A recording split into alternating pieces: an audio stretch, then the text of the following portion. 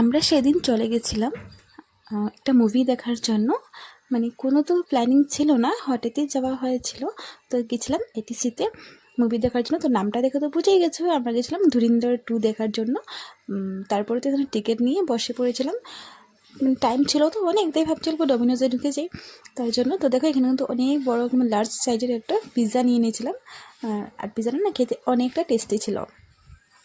দেখো আমি কিন্তু এখানে খেয়েও নিচ্ছি, অনেকটা টেস্টি ছিল। তারপরে তো সেখান থেকে বের হয়ে আমরা উঠে গেছিলাম 3rd ফ্লোরে। অ্যাকচুয়ালি আমার মনে নেই এখন 3rd ফ্লোর ছিল না 4th ফ্লোর ছিল, তো যাই হোক। তো উঠে গেছিলাম আমরা সেখানে। তো দেখে ওখানে পপকর্ন নিয়ে বসে পড়েছি মুভি দেখার জন্য। বেশ ভালো লেগেছিলো মুভিটা দেখে, কিন্তু অল্প শুনে নাও তোমরাও।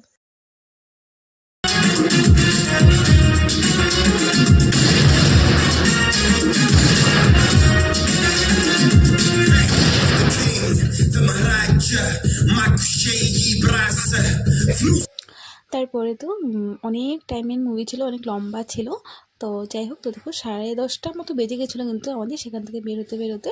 তারপরে তো মুভিটা শেষ হয়ে গেছে, শেষ হওয়ার পরে কমপ্লিট হওয়ার পরে কিন্তু আমরা সেখান থেকে বের হয়ে গেছি। তো এখনের জন্য টাটা, আবারও দেখা হবে নতুন অন্য একটা